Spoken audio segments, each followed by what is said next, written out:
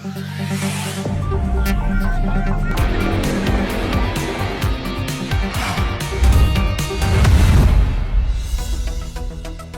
টিভিতে প্রার্থীর পায়ে পায়ে অনুষ্ঠানে আজকে আমাদের বিশেষ অতিথি দেবাশিস কুমার। ইদানিংকালে যিনি বারবার করে খবরের মধ্যে, অন্য অনেক প্রার্থীকে ছেড়ে বারবার করে খবরের মধ্যে, বিতর্কের মধ্যে দেবাশিস কুমার। হঠাৎ দেবাশিস কুমারের হলোটা কি?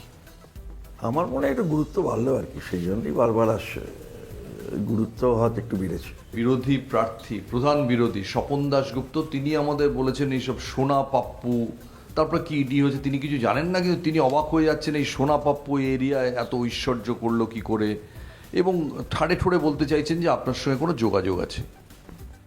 উনি সরাসরি যদি বলেন তাহলে নিশ্চয়ই তার উত্তর আমি দেব, যদি সরাসরি না বলেন তাহলে উত্তর আমি দেব না। কে এই সোনা পাপ্পু? শোনা যাচ্ছে যে তার খাতায় আপনার নাম পাওয়া গেছে, কে লোকটা কে?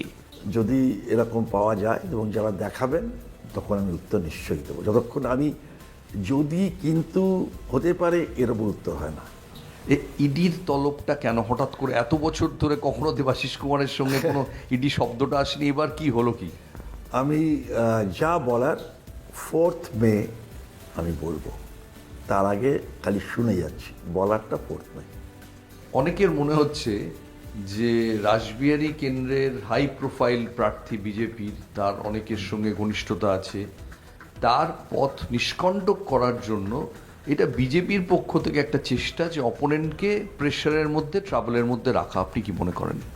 কোনো প্রমাণ না পাওয়া পর্যন্ত এই ধরনের মন্তব্যের ওপর মন্তব্য করাটা ঠিক হবে না। Is Debashis Kumar playing absolutely safe? Safe unsafe নয়, আমার রাসবিহারী এটা আমার জন্ম, মানে এখানেই জন্মেছি। শৈশব, কৈশোর, যৌবন, প্রৌঢ়, পরে বার্ধক্য সবটাই রাসবিহারীতে আমার। এটা আমার ঘরেই আছে, ঘরের লড়াই ঘরেই থাকবে। আমার একটা সংলাপ মনে পড়ছে দেবাশিস কুমারকে দেখে বা স্বপন দাশগুপ্তকে দেখে। 80-র দশকে পিকে ব্যানার্জি মনমান তাবুতের মধ্যে চিৎকার, সুব্রত ভট্টাচার্য চিৎকার চেঁচামেচি করছেন, পিকে ব্যানার্জি বলছেন যে এ বাবলু এত চিৎকার কেন?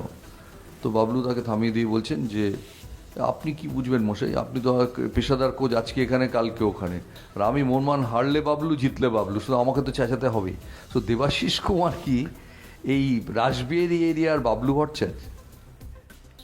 আমি ঠিক ওইভাবে ডিফাইন করতে চাই না, তবে এটা ঠিক যে রাসবিহারীতে আমার মানে বিচরণ, কর্মক্ষেত্র সবই তো রাসবিহারীর মধ্যে, তাই আমার যাওয়ার কোনো জায়গা নেই। আমি জিতলেও রাসবিহারীতে আছি, হারলেও রাসবিহারীতে থাকবো।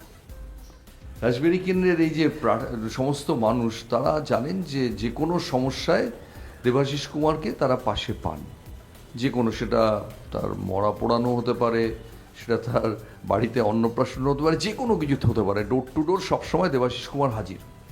এই সারা বছর সার্ভিস দেওয়ার পরেও এবার আপনাকে হঠাৎ একটা এক্সট্রা টেনশনে, এক্সট্রা প্রেশারে দেখা যাচ্ছে কেন? একদমই না, আমি প্রতি বছর নির্বাচন, ছোট বড় সব নির্বাচন আমি খুব সিরিয়াসলি করি, এবং আমার একটাই টার্গেট থাকে যে প্রত্যেকটা ভোটারের কাছে পৌঁছানো যতটা সম্ভব। আমি সেইটা মাথায় রেখেই যে সকাল থেকে রাত অবধি ভোটারের কাছে পৌঁছচ্ছি। তার কারণ আমার তো একটাই ঠিকানা, আমার দুটো ঠিকানা নেই। আমার একটাই ঠিকানা, সেটা ওই কলকাতা শহরের। তাই আমাকে মানুষের কাছে পৌঁছানোটাই আমার কাজ, সেটাই পৌঁছাবো। যে ছেলে সারা বছর পড়াশুনো করেছে, তার অ্যানুয়াল পরীক্ষার আগে এত পড়ার দরকার থেকে, আমি সেটাই জিজ্ঞেস করছি।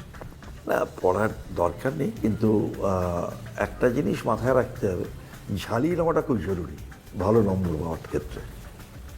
এই রাসবিহারী এরিয়ার যে চরিত্রটা 5 বছর আগে ছিল, আপনি 21,400 ভোটে বোধহয় জিতেছিলেন কর্নেল, এবং লাস্ট অব্দি কাউন্টিংটা কিন্তু খুব ক্লোজ হয়ে গেছিল। লাস্টের দিকে, লাস্টের দুটো ইয়েতে আপনি আবার বেরিয়ে যান। তো ওই যে শেষের দিকে টেন্সড হয়ে যাওয়া পরিবেশ, সেটা আপনাকে কি শিখিয়েছিল?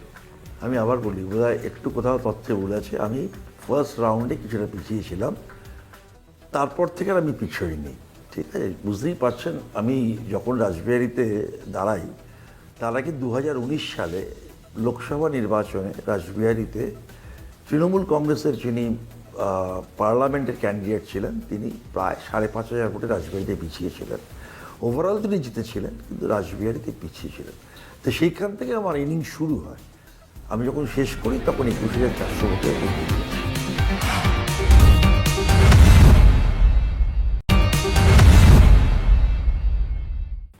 কোথাও কি এই ইলেকশনে আপনার রাজনৈতিক জীবনের যিনি মেন্টার সুব্রত মুখার্জি তাই কোথাও মিস করছেন?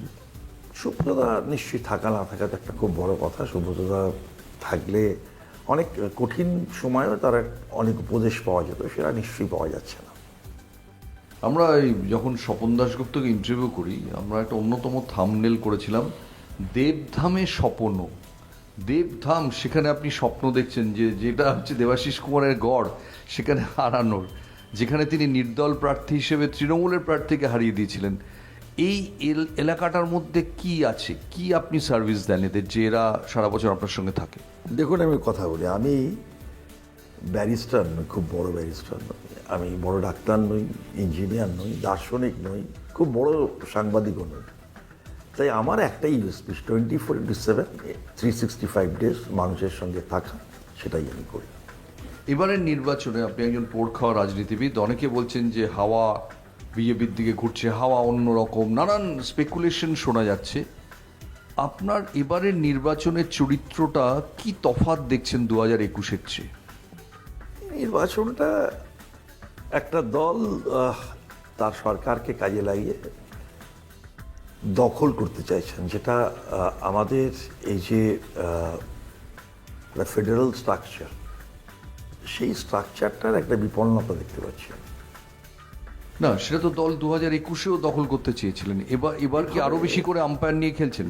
এবার যা হয় আর কি, মাঠে আমরা তো সবসময় দেখুন খেলায় অনেকটাই নিরপেক্ষ, যদি আম্পায়ার বা রেফারি হয় তাহলে খেলাটা অনেকটা সুন্দর হয় আর কি। যদিও এখন অনেক থার্ড আম্পায়ার তৈরি হয়ে গেছে, মানে খুব বেশি কিছু করতে গেলে থার্ড আম্পায়ারকে ডাকা হবে, সেটা অসুবিধা নেই, কিন্তু এরকমভাবে নির্বাচন আমরা খুব একটা দেখিনি এর আগে। মানে অত্যন্ত মানে গায়ের জোরে বিভিন্ন প্রতিষ্ঠান থেকে হস্তক্ষেপ হচ্ছে, কি বলবো? ফেডারেল স্ট্রাকচারটা বিপন্ন হচ্ছে, এটা আমার বারবার মনে হচ্ছে। আমাদের তো কারোর সঙ্গে কেউ বড় রাজা, আমরা ছোট্ট রাজা, মানে ছোট্ট রাজত্বে তার আন্ডারে আছি এরকম তো নয়। ধারণাটা একটা পুরোপুরি যুক্তরাষ্ট্রীয় কাঠামো, সেই যুক্তরাষ্ট্রীয় কাঠামোটা আঘাতপ্রাপ্ত হচ্ছে। আমাদের দল বা আমরা কতটা ক্ষতিগ্রস্ত হলাম সেটা বড় কথা নয়, ভারতবর্ষের গণতন্ত্রটা ক্ষতিগ্রস্ত হচ্ছে। 3 রকম ব্যাখ্যা শোনা যাচ্ছে বা 3 রকম স্পেকুলেশন শোনা যাচ্ছে। একটা স্পেকুলেশন হচ্ছে তৃণমূল 200-র ওপর পেল, একটা হচ্ছে তৃণমূল 170-এর কাছাকাছি পেল, বিজেপি 100-র ওপর পেয়ে গেল, পেয়ে গিয়ে বিজেপি এমন প্রেশার দিতে শুরু করলো যে ইভেনচুয়ালি 4 মাসে সরকার পড়ে গেল। থার্ড হচ্ছে প্রবল হাওয়ায় বিজেপি জিতে গেল। কোনটা মনে হয় আপনার? আমি আবার বলি, আমি অ্যাস্ট্রোলজার নই, আমি তাই জ্যোতিষী তো বলতে পারবো না। আমি আর সারা বাংলায় আমি এখনও ঘোরার আমার সুযোগ হয়নি। আমি একটা কথা বলতে পারি যে তৃণমূল কংগ্রেসের চতুর্থবারের জন্য মমতা ব্যানার্জি মুখ্যমন্ত্রী হচ্ছেন, এটা নিশ্চিত। তৃণমূল কংগ্রেসের চতুর্থবারের জন্য মমতা ব্যানার্জি মুখ্যমন্ত্রী হচ্ছেন, দেবাশিস কুমার প্রেডিকশন করলেন। অনেকে বলছেন যে এই সারে এত মানুষের ভোট বাদ গেছে, 91 লাখ অ্যাকচুয়ালি ওভারঅল বাদ গেছে রাজ্যে, এখানে রাসবেরি কেন্দ্রে 42,000, খেলাটা ডায়মন্ড সিস্টেমের মতো হয়ে গেছে, অমল দত্তর ডায়মন্ড সিস্টেম। কি হবে কেউ জানে না, আপনার কি মনে হয়? দেখুন, আমি একটা কথা বলি, অনেক স্পেকুলেশন ছিল, অনেক রকম পারমুটেশন কম্বিনেশন করেই তো সব হয়েছে, এসআইআর হচ্ছে। আমরা শুনেছিলাম যে প্রচুর অনুপ্রবেশকারী আছে ভোটার লিস্টে, প্রচুর রোহিঙ্গা আছে, তাদের নাম বাদ দিতে হবে। সেটা হচ্ছে ইলেকশন কমিশনের এবং কেন্দ্রীয় সরকারের একটা খুব বড় লক্ষ্য। এসআইআর হলো, এত মানুষের নাম বাদ গেছে। আমরা খালি বলছি যে একটা হোয়াইট পেপার আপনি পাবলিশ করুন ইলেকশন কমিশনার এবং স্বরাষ্ট্র দপ্তর কেন্দ্রের সরকারের, যে কত রোহিঙ্গা পাওয়া গেল, এরা এরা এরা এরা এরা, কত অনুপ্রবেশকারী পাওয়া গেল, এরা এরা এরা এরা। এবং বিশেষ একটি সম্প্রদায়ের কথা বারবার তারা বলছিলেন যে এই সম্প্রদায়ের অনেক মানুষ ঢুকে গেছে। আমি দেখলাম যে সেই সম্প্রদায়ের মানুষ বাদ করেছেন 33 আর হিন্দু বাদ করেছেন 63। এই হচ্ছে ইকুয়েশন। কোথাও কি মনে হয় এখন অবধি যে খেলাটা হয়েছে বিজেপি এবার অনেক বেশি স্ট্র্যাটেজিগত খেলছে আগেকার মতো? আমি একটা কথা বলি, সেটা হচ্ছে স্ট্র্যাটেজি তো যে কোনো খেলারই থাকে, এটা আসলে হচ্ছে প্লেয়ার। স্ট্র্যাটেজিটা তো ইমপ্লিমেন্ট করবে কারা? কোচ তো অনেক বড় বড় কোচ থাকে, তারা অনেক শিখিয়ে টিখিয়ে মাঠে নামায়। যারা খেলতে নামেন তারা নিতে পারলে, তারা সেটা যদি পারফর্ম করতে পারেন তাহলে হবে। তা আপনার কি মনে হয় বিজেপি সেই ধরনের স্কিল প্লেয়ার আছে মাঠে নেমে করতে পারবে? এই যিনি এখানে এসছেন তিনি মহানির্বাণ রোডেই থাকেন। আপনার ইয়েতে আমাদের ইন্টারভিউতে বলেছেন যে বাড়ির সামনে সরস্বতী পুজোর প্যান্ডেল করার জন্য আপনার সাহায্য চেয়েছিলেন। তো একে অপোনেন্ট হিসেবে আপনি কিভাবে রেট করেন? তো আমি একটা কথা বলি, বন্যেরা বনে সুন্দর, শিশুরা মাতৃ করে, যার যেটা জায়গা সেখানেই সে থাকে, এটা ভালো হয়। স্বপন দাশগুপ্ত অরিজিনালি তো মহানির্বাণ রোডেই জন্ম। আপনি যদি এটা বলতে চান যে দিল্লিতেই উনি বেশি সুন্দর, কিন্তু ওর অরিজিনাল জন্ম তো এখানে, মানে বসে 3-4 মাস তো এখানেই থাকেন। আর আমি তো 12 মাস থাকি।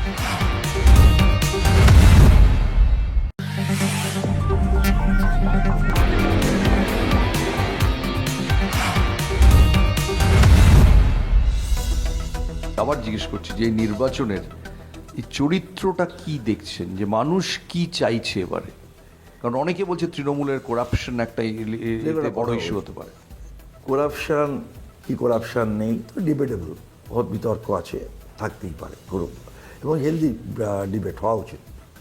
কিন্তু আমার কথা হচ্ছে এবারে নির্বাচন তৃণমূল কংগ্রেসকে জেতাবার নির্বাচন নয়, বা মমতা বন্দ্যোপাধ্যায়কে মুখ্যমন্ত্রী করা নির্বাচন নয়। এই নির্বাচনটা বাংলার অস্মিতাকে রক্ষা করার নির্বাচন।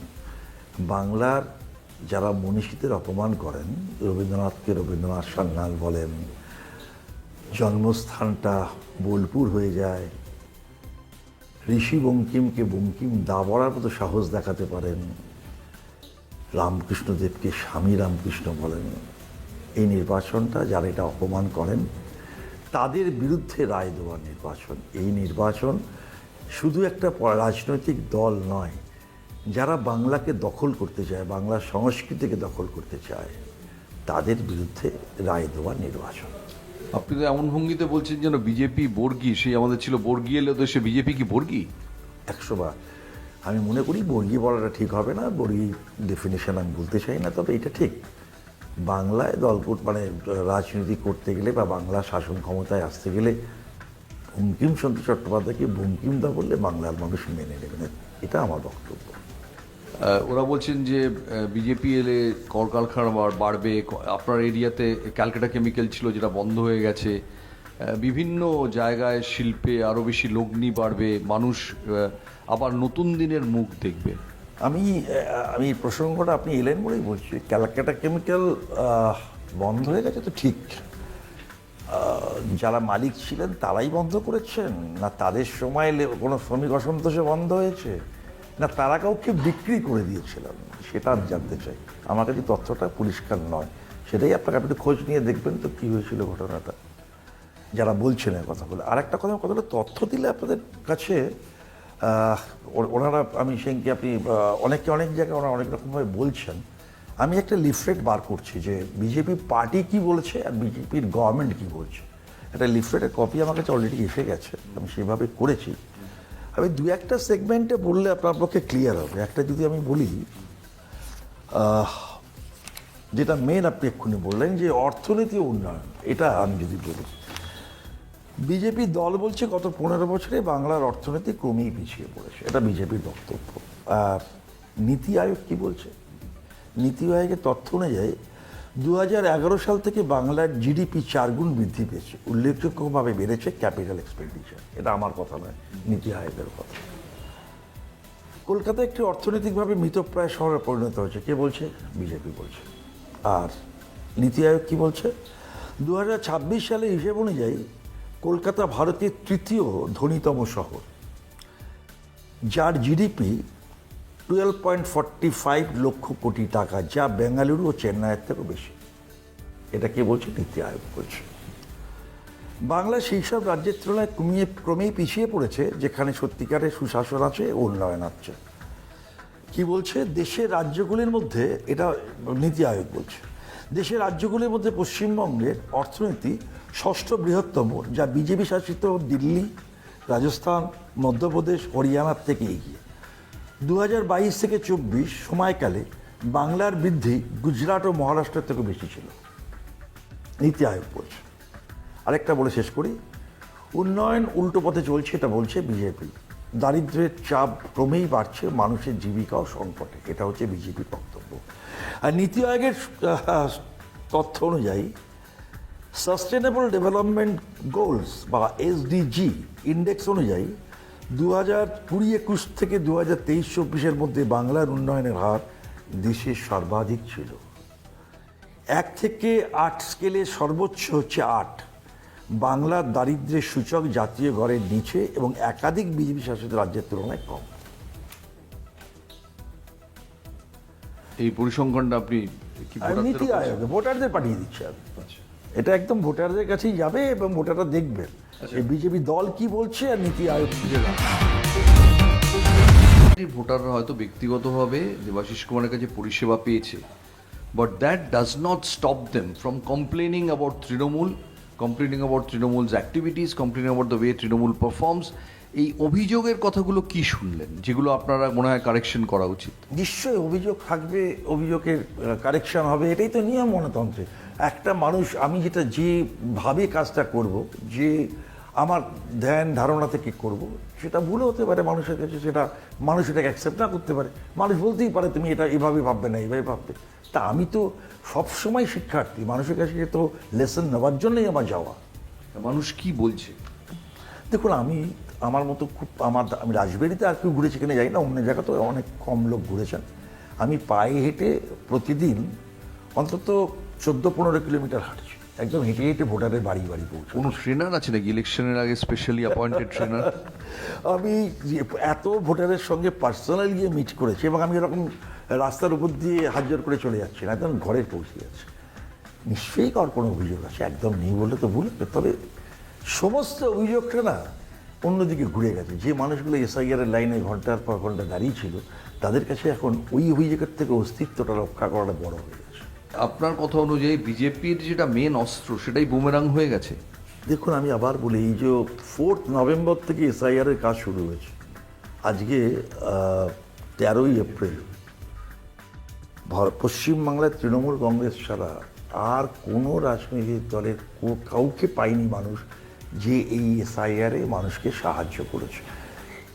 ফর্ম ডিস্ট্রিবিউশন থেকে শুরু করে আজকে এই যে অ্যাডজুডিকেশনের মধ্যে যেগুলো ট্রাইব্যুনালে যাচ্ছে, সেটা আমাদের লোকেরাই করে দিচ্ছে, এটা আর কেউ করে। সবাই তো আমাদের ভোটার নয়, কিন্তু আমাদের মূল উদ্দেশ্য ছিল ভোটার জারি হোক, তার অধিকারটাকে রক্ষা করা। অধিকার থাকলে তো সে আমায় দিতে পারে, নাও দিতে পারে। অধিকারই না থাকলে তো কাউকে দিতে পারবে না। এই অধিকার রক্ষার লড়াইয়ে তৃণমূল কংগ্রেস ছাড়া কেউ ছিল না। এই অভিযোগ থাকতেই পারে, সেই লোকটা ভাবছে অভিযোগ আছে, কেউ সঙ্গে সঙ্গে বলছে হ্যাঁ অভিযোগ তো ছিলই, কিন্তু এই লোকটাই তো আমাকে নামটা তুলে দেওয়ার ব্যবস্থা করেছে। এই হচ্ছে আসলে দেখা। আপনার প্রধান প্রতিদ্বন্দ্বীর বাড়ি থেকে আপনার বাড়ি 21-22টা বাড়ি দূরে, তার কাছে ভোট চাইতে গেছিলেন? আজকেই দেখা হয়েছে আমার সঙ্গে, কেন প্রথমত সেও আমাকে ভোট দিতে পারবে না, আমিও তাকে ভোট দিতে পারবো না। আমরা দুজনেই বালিগঞ্জ বিধানসভা কেন্দ্রের ভোটার। তো কি বললেন তিনি? না কিছুই বলেনি। আমার সঙ্গে কালকেও ওনার লেক মার্কেটে চা খেতে দিকে দেখা হয়েছে, আজকেও সার্ভে বিল্ডিংয়ে দেখা হয়েছে। দেখা তো হবেই, পাড়ার লোক, দেখা তো হবেই, খুবই স্বাভাবিক। এর আগে কি যোগাযোগ ছিল? উনি বলেছেন তো আপনাকে যে সরস্বতী পুজোর সময় উনি বলেন, অথবা কোনো জঞ্জাল পড়ে থাকলে উনি বলেন। তা আমি তো, উনি আমার ভোটার, তো স্বাভাবিক আমি একজন কাউন্সিলর হিসাবে পরিষেবা দেওয়াটা আমার কাজ। তা উনি সেটা পেয়েছেন, উনি বলছেন, তো সেই অর্থে তো আমি নিশ্চয়ই সফল। বাঙালির স্বপ্ন ছিল উত্তম কুমারকে জামাই পাওয়া, উত্তম কুমারের নাচ জামাই আবার আপনার জামাই, কিন্তু এখন অবধি আপনার এত পরিচিত বিনোদন সমাজেও কিন্তু কাউকে আমরা দেখিনি এখনো আপনি প্রচারের কাজে কাউকে নিয়ে এসেছেন বলে। এটা কারণটা কি? আমার খুব একটা প্রয়োজন লাগবে বলে মনে হয় না, ফার্স্ট। আর দ্বিতীয় কথা হচ্ছে, দেখুন প্রচার আমি গতবারও আমার জামাই আমার সঙ্গে বেরিয়েছিল, এবারে এখনও জামাই বেরোয়নি, বেরোতেও পারে কি না বেরোতে পারে, তাও ওর কাজের উপর ডিপেন্ড করছে। আমি একটা জিনিস, এরা এলে অনেক লোকজন দেখে, কিন্তু আমার মনে হয় যেটা আপনি বললেন যে আমি 5 বছর লোকের সঙ্গে ছিলাম, তাই ইলেকশন জেতার জন্য এই ধরনের মানে এদের নিয়ে এসে জিততে হবে, এটাই বিশ্বাস করি না।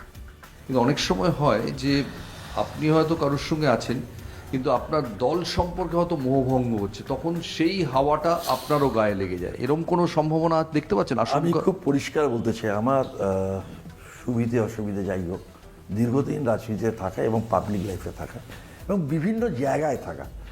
আমি খেলার মাঠেও আছি, আমি সাংস্কৃতিক জগতেও আছি, সব জায়গার লোকের সঙ্গে আমার একটা যোগাযোগ আছে। তাতে আমার মূল্যায়নটা না মানুষ তার নিজের অভিজ্ঞতার ভিত্তিতে করছে, তাতে এটা আমার একটা সুবিধা। আবার শ্রুতি নাটকের মঞ্চে আপনাকে কবে পাওয়া যাবে? 4 তারিখ অবধি তো হবে না নিশ্চয়ই, তারপর তো করবোই আবার। তারপর তো আমাদের রবীন্দ্র জয়ন্তী আসছে, অনেক কিছু হবে।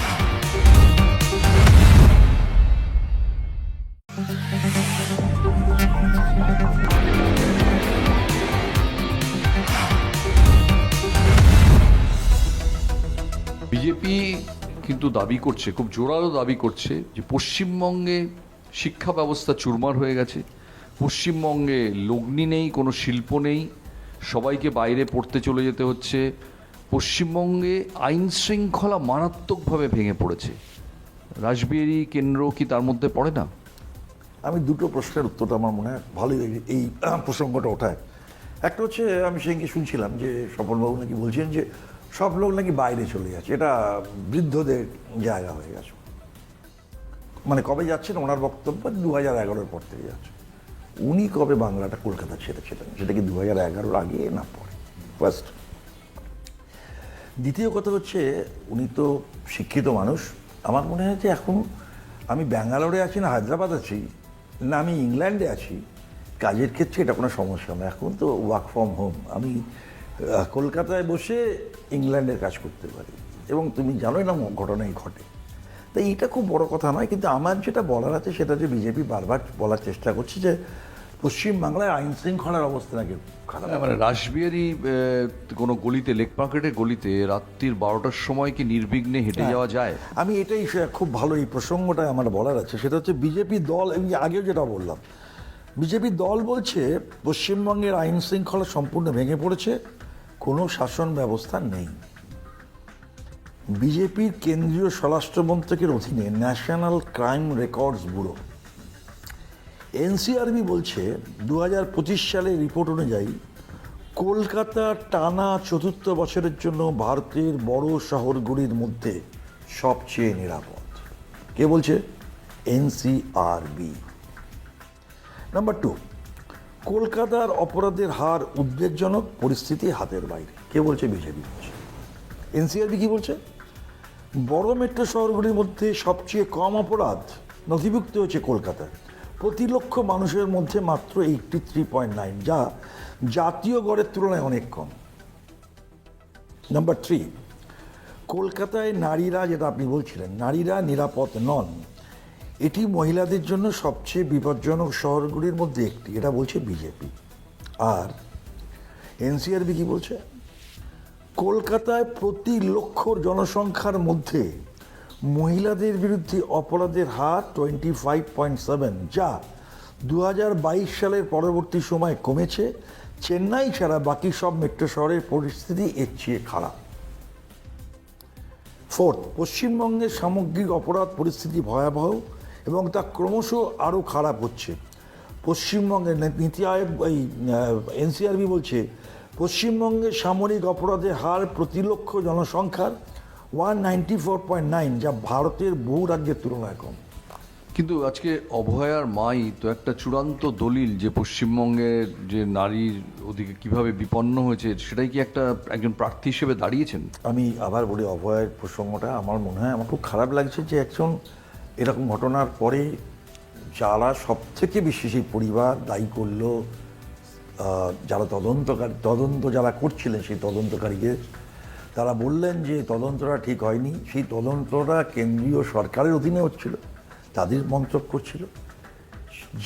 যে দল কেন্দ্রীয় সরকার চালায় তিনি সেই দলের প্রার্থী হয়ে গেলেন। আমার মনে হয় এটা শুধু লজ্জা নয়, এটা একটা, আমার মনে হয় যে কোনো পরিবারের যারা একটা সচেতন মানুষ, তারা এটাকে কীভাবে গ্রহণ করবে আমি জানি না, কিন্তু আমি একজন মানুষ হিসেবে, বাংলার মানুষ হিসেবে, এটা আমার কাছে খুব দুঃখের এবং লজ্জার।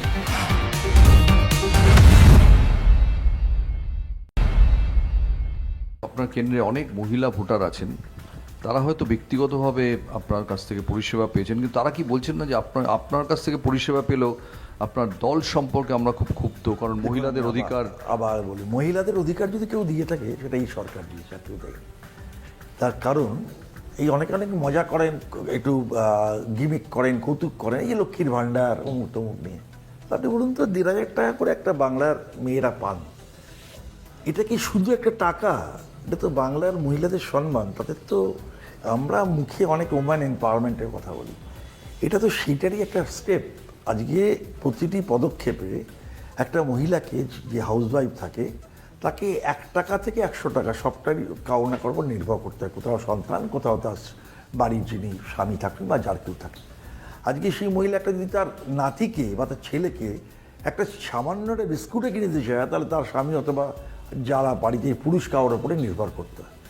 আজকে কিন্তু মমতা বন্দ্যোপাধ্যায়ের এই লক্ষ্মীর ভাণ্ডার তার সেই সম্মান জানিয়েছে। এটা শুধু টাকা নয়, এরকম একটার পর একটা মহিলাদের মমতা বন্দ্যোপাধ্যায় যেভাবে সম্মান জানিয়ে কন্যাশ্রী আপনারা দেখেছেন, যেটা ইন্টারন্যাশনাল একটা স্বাস্থ্যসাথী, শুধু স্বাস্থ্যসাথী, কন্যাশ্রী, বিভিন্ন প্রকল্প যেগুলো আন্তর্জাতিক স্বীকৃতি পেয়েছে।